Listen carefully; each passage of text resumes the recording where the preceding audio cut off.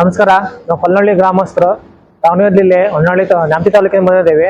5 ವರ್ಷದಿಂದ ರಸಸಂಜೀವಿನಿ ಗೊಬ್ಬರ ಉಪಯೋಗಿಸ್ತಾ ಇದ್ವಿ. ನಾವು ಕಂಪ್ನಿ ನೋಡೋಕ್ಕೋಸ್ಕರನೇ ಗೊಬ್ಬರ ಹೆಂಗ್ ಪ್ರೊಡಕ್ಷನ್ ಮಾಡ್ತಾ ನೋಡೋಣ ಅಂತ ಬಂದ್ವಿ. ರೈತರು ನಮ್ಮಲ್ಲಿ ಅಕ್ಕಪಕ್ಕ ರೈತರು ಸೇರಿ ಮನೆ ಬಂದಿದ್ದೇವೆ. ರಸಸಂಜೀವಿನಿ ಮೊದಲು ಉಪಯೋಗಿಸಿ ಮಾಡ್ತಿದ್ವಿ. ಉತ್ತಮವಾದ ನಮ್ಮ ಇಳುವರಿ ಬಂದೈತಿ. ಅಡಿಕೆಯಲ್ಲಿ ಅಂಡೊಡ್ಕ ಮತ್ತೆ ಉದುರಿಕೆ ಕಮ್ಮಿ ಆಗೈತಿ.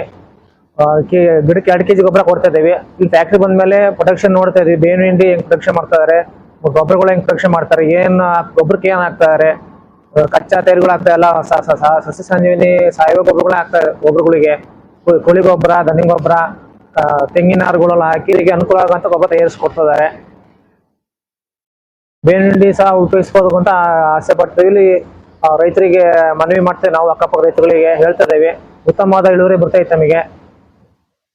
ಬೇವಿನ ಹಿಂಡಿ ಏನಾದ್ರು ಮಿಕ್ಸ್ ಮಾಡ್ತಾ ಇದ್ದಾರೆ ಸರ್? ಬೇವಿನ ಹಿಂಡಿಗೆ ಕಲಬೆರಕೆ ಏನಿಲ್ಲ. ಬೀಜ ನೇರವಾಗಿ ಬೀಜದಿಂದ ಫ್ಯಾಕ್ಟ್ರಿ ಹೋಗಿ ಪ್ರೊಡಕ್ಷನ್ ಆಗಿ ಚೀಲ ತುಂಬ್ತಾ ಇದ್ದಾರೆ. ಜಿಪ್ಸಮ್ ಅನ್ನು ಹೊಸ ಉತ್ಪಾದನೆ ಪ್ರೊಡಕ್ಷನ್ ಮಾಡಿದ್ದಾರೆ. ಅದನ್ನು ಸಹ ಯೂಸ್ ಮಾಡೋಕೆ ಆಸೆ ಪಡ್ತಾ ಇದ್ದೀವಿ. ಗಿಡಕ್ಕೆ 400 ಗ್ರಾಮ್ ಹೇಳ್ತಾರೆ ಸರ್ಗಳು. ಅದನ್ನ ಈ ಸಲ ಉಪಯೋಗ ಮಾಡಬೇಕು, ಭೂಮಿಯ ಫಲವತ್ತತೆ ಮಾಡಬೇಕು ಅಂತ ಆಸೆ ಪಡ್ತಾ ಇದ್ದೇವೆ. ರಿಸಲ್ಟ್ ಚೆನ್ನಾಗಿ ಬಂದಿದೆ, ಉತ್ತಮವಾಗಿ ಬಂದಿದೆ ಸರ್.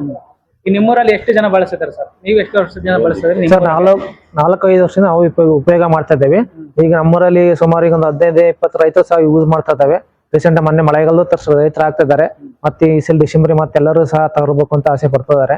ಇಳುವರಿ ನೋಡಿ ಉತ್ತಮ ಚೆನ್ನಾಗಿತ್ತು. ರೈತರುಗಳಿಗೆ ಬೆಳೆನೂ ಹಾಳಾಗ್ತಾ ಇಲ್ಲ. ಆದಷ್ಟು ಸಾವಯವ ಗೊಬ್ಬರ ಉಪಯೋಗಿಸ್ರಿ ಅಂತ ರೈತರುಗಳು ಹೇಳ್ತಾ ಮನವಿ ಮಾಡ್ತಾ ಇದ್ದೀವಿ. ನೀವಾಗ ಖುದ್ದಾಗಿ ನೋಡ್ಬೇಕಂತಾನೆ ಅವ್ರು ನಾವೇ ಖುದ್ದಾಗಿ ನೋಡ್ಬೇಕು. ಫ್ಯಾಕ್ಟರಿ ಹೆಂಗ್ ಪ್ರೊಡಕ್ಷನ್ ಮಾಡ್ತಾರೆ ರೈತರುಗಳಿಗೆ. ಮತ್ತೆ ಆರ್ಗ್ಯಾನಿಕ್ ಜೊತೆಗೆ ಸಾವಯವ ರಾಸಾಯನಿಕ ಗೊಬ್ಬರಗಳು ಮಿಕ್ಸ್ ಮಾಡ್ತಾರೆ. ನಮಗೆ ಗೊತ್ತಾಗ್ಲಿಗೆ ನೋಡ್ಬೇಕಾಗಿ ಬಂದ್ವಿ ಅಲ್ಲಿಂದ. ಎಲ್ಲ ನೋಡ್ಯಾರ ಸರ್? ನೋಡಿ ಸರ್, ನಮಗೆಲ್ಲ ರೈತ ಬಂದ ಎಲ್ಲರಿಗೂ ಸಹ ತೃಪ್ತಿ ಆಗಿದೆ. ಇಲ್ಲೆಲ್ಲ ಹಿಂಗ್ ಪ್ರೊಡಕ್ಷನ್ ಮಾಡ್ತಾರೆ ನಾವು ನೋಡಿದ್ದಿಲ್ಲ. ನೋಡಕ್ಕಾಗಿ ಬಂದ್ವಿ. ನಾವು 5 ವರ್ಷದಿಂದ ವೇಟ್ ಮಾಡ್ತಾ ಇದ್ವಿ ಬರ್ಬೇಕು ಅಂತ ಹೇಳಿ.